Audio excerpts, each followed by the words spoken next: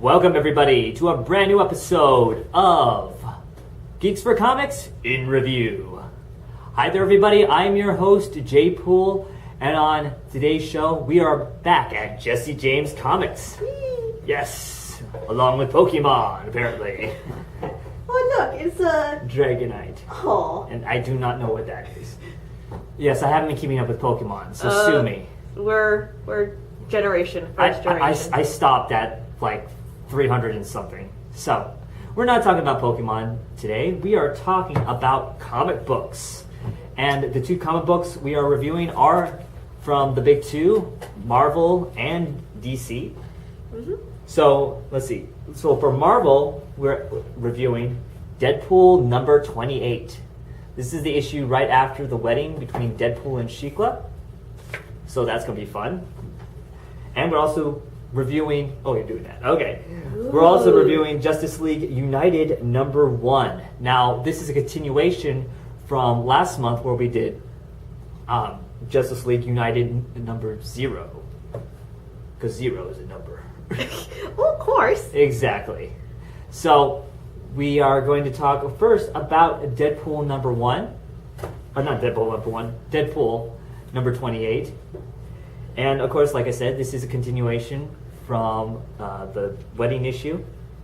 And it starts off with, of course, a good introduction. I like the introduction for Deadpool because they always do these, small little catch-up people with little chibi drawings of the characters, especially Deadpool. And this time we get chibi Deadpool and his new bride Shikla. Oh, and her pet Bug. Oh, so cute! They're all so cute. Yeah, and Bug is not really a bug. He's a little small dragon. Reminds me a lot of Lockheed. Yes. With Kitty. Yeah, Kitty Pryde. So Deadpool, the comic book starts off with Deadpool taking his new bride to Japan. Japan's actually a really nice place to vacation if you ever want to go. Don't screw with the local gangs there, because there really are local gangs in Japan. But it is a nice place to honeymoon. Unfortunately, it's Deadpool, and if it's Deadpool going somewhere, something bad's going to happen. Mm-hmm. And we find Deadpool, he has a case with him that he brought with him. With a lot of moolah. Well, we don't exactly know what's in the case. Yes, it is. Did Look. we just say it? Yes. Oh yeah, okay, no we did. Never mind. We do. Yes, it has dollar bills All in the it. dollar bills. And the case gets swiped by some kids. Yes, one of the kids dressed up as Ash Ketchum. Yes, well, sort of like Ash Ketchum. He does mention Pokemon, which now I'm wondering if somebody is watching myself and my other friend Liam, who uses Pokeballs for our Deadpool costume, maybe using that as a reference. I don't know. Our pictures get put online a lot. But they turn into these giant monsters. Originally, Deadpool thinks they're like Mardi Gras characters or whatever, big floats. No, they're not. They're real monsters. Real monsters. And We're old. well, Shikla wasn't really impressed of coming to Japan in the first place. But she starts to, warm up to it because now it's killing time. And she's hungry. We'll get into that a little later. So yeah, there's a scene with her. She's battling one of these kids who's turned into one of the monsters, and she has a moon staff. I guess she picked it up in Japan. That's what I can only think of. I think of I'm having Sailor Moon flashbacks. Yeah, but it's like a real, a metal. It's not like a cosplay thing. It's more of she's using it as a weapon. So I don't know where she picked it up from. I've never seen her with it. It kind of goes with her costume for some reason. Well, she's wearing what's it called? A kimono? Kimono? Yeah, I think it's a kimono. So, of course, one of the kids gets away with the case, and Shikla has Bug follow him, and Deadpool and is chasing one of the other kids. They finally get away, but they don't realize that they were followed. And also the suitcase belongs to Deadpool. Oh yeah, the person that the kids bring the suitcase to realize, oh crap, you were fighting Deadpool. knowing that Deadpool is probably eventually going to track him down. And what happens? Skylight time.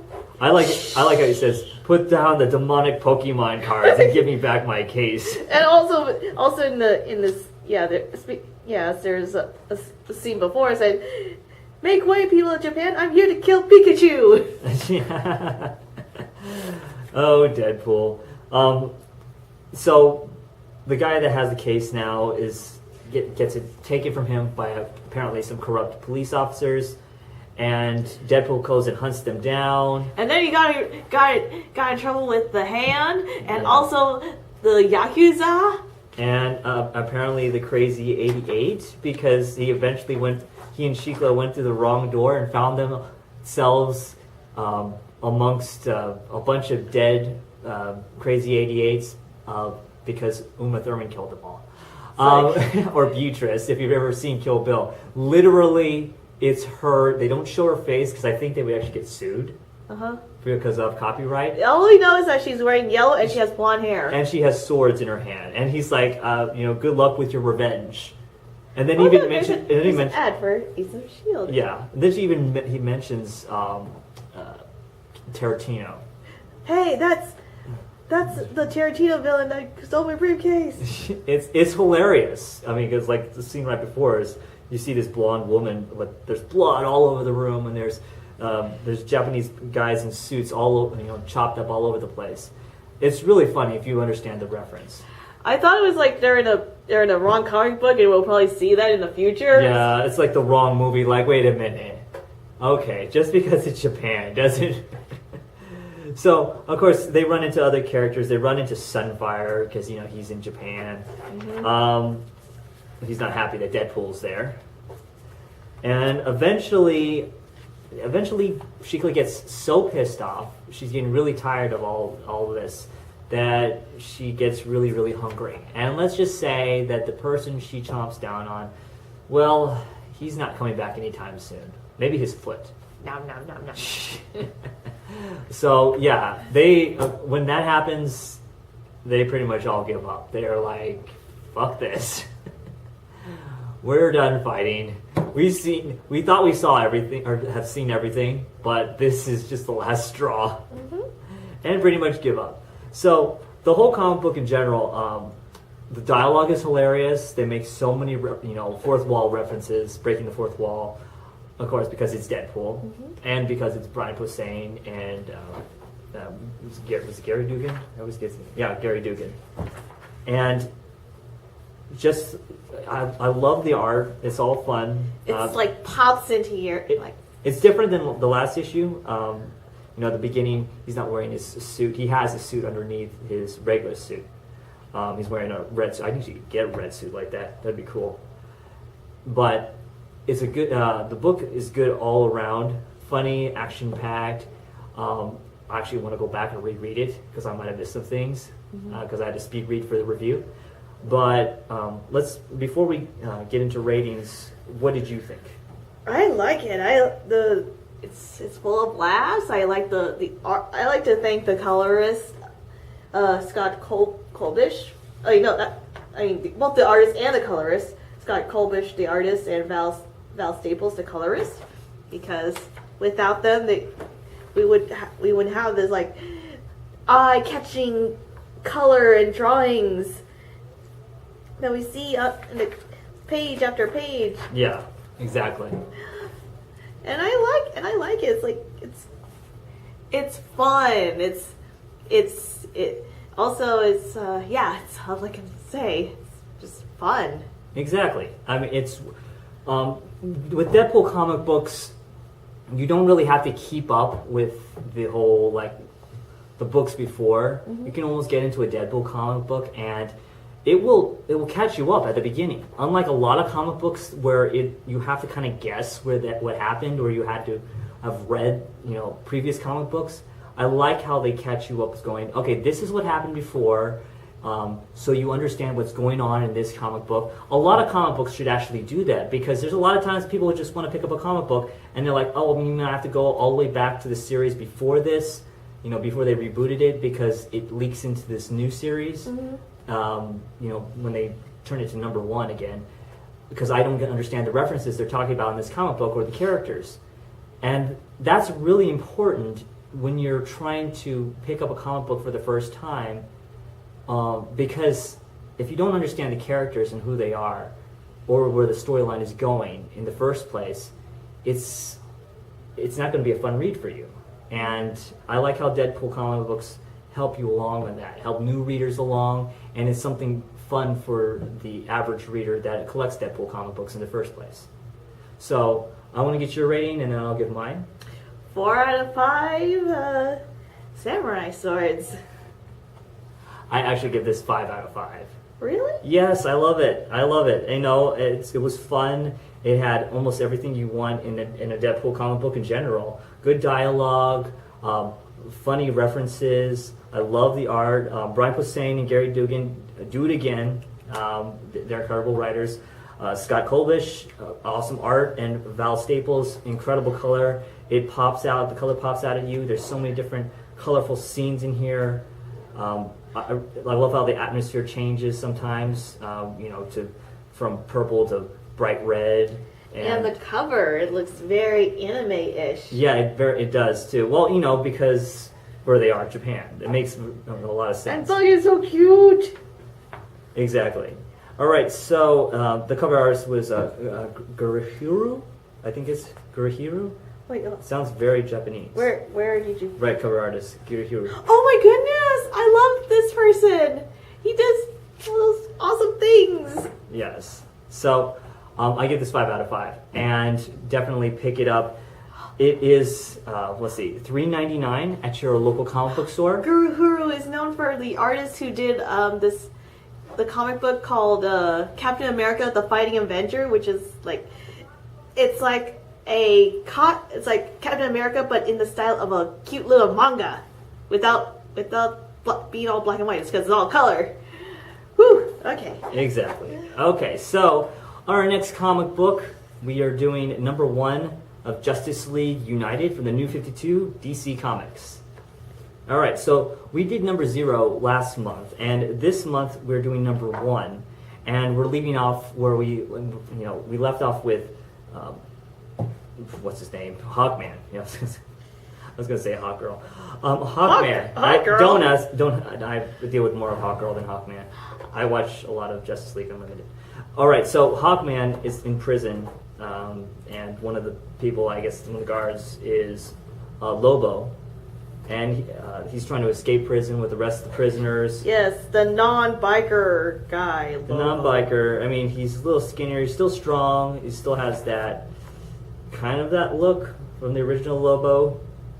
So anyway, they're trying to escape. Hawkman is fighting Lobo and having trouble fighting him. I mean, Lobo's one of those characters that can, beat on Superman pretty hard. So you can kind of see where Hawkman would have some trouble fighting Lobo. We get back to the creature that the rest of the Justice Leaguers were fighting, even the young Justice Leaguers like Stargirl. This creature is sort of like an elemental changer. He can change into different things,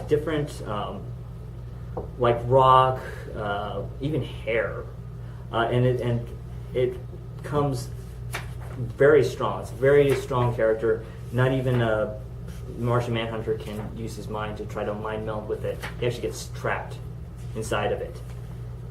And Stargirl goes after it, and Green Arrow.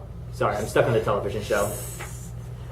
He tries to catch up with the creature because the creature starts running away. The creature, like I said, turns into different things like rock. Rock is a very dangerous element or material to fight. But Stargirl realizes every time she fires her staff, he turns into another element, like air, or water, hair. The hair one was really weird. It's like, is that hair? Gross. Yeah. So they start fighting it and battling it, and it goes back and forth with the scenes of Lobo fighting off, Hawkman and Hawkman trying to take down Lobo.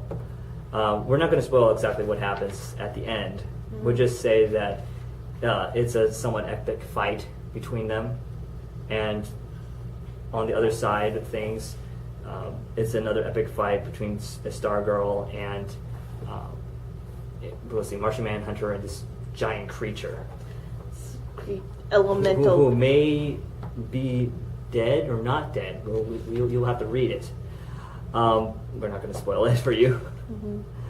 But no, it's just this creature. I think we spoiled more of Deadpool than we really did. We really spoiled a lot of Deadpool, but Deadpool is really fun. You have to pick it up and read it. It's just fun to read in general. But we ended with the birth of a really strange baby creature. I don't know. Yeah, I don't know exactly what it is, but it's tentacles. Maybe it has something to do with Cthulhu. Who knows? But that's how it ends. Partially, I'm not going to spoil the whole thing. We have, let's see, who did this book again? I have to go back and check the names. All right, Jeff Lemire, Mike McCone, and the colorist was Marcelo Maiolo. Cover by Mike McCone with Gabe Eltabe. I like the art in here. The art is pretty much the same for the zero issue. I think it's a given that in that most comic books, the art is going to be spectacular. Yeah, especially DC artists are really good at that. The thing that I have a problem with is part of the story and dialogue sort of drops off, and you don't want it to drop off when you're reading. You want it to keep staying. I felt kind of bored and have to read through it because it's what we do. Yeah, it's what we do.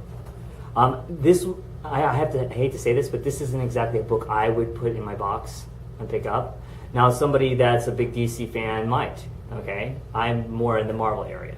If anybody knows who I am, I'm more of a Marvel person. Also, if you're the casual reader and you're reading this, you're not going to buy this because one, even though this is supposed to be issue 1, it says part 2 of 5. So if anyone was like, what does this mean? I don't understand what's going on in part 1. What? It's supposed to be issue 1. I don't get it. Yeah, you had to pick up issue 0. That's confusing to some comic book readers just getting into this story. Issue 0 is supposed to be like preview time. Like, yes, this is going to happen, not like you're not jumping to the story. Yeah, exactly. So that might confuse new readers of this. I'm not saying new comic book readers, but new readers of Justice League Unlimited, Canada, the Canada edition. But there, like I said, there are some parts in here that drop off. The dialogue for some of the characters kind of drop off, and the storyline just—it's not. I won't say that doesn't stay consistent, but it's just not. It doesn't have that wow factor, like I was saying earlier. It doesn't have that wow factor that you need to keep the reader really interested in coming back and collecting this comic. So I want to get your quick thoughts on this, and then your rating for this before we leave. I'm not feeling this. I mean the thing that's really good is the dialogue between. Oh my goodness, I was just gonna say Hawkeye. That was pretty. Don't say Hawkeye. I know, it's like wrong universe. I know. Marvel is everywhere. Exactly. I just watched episode of Agents of S.H.I.E.L.D. I got it on my brain.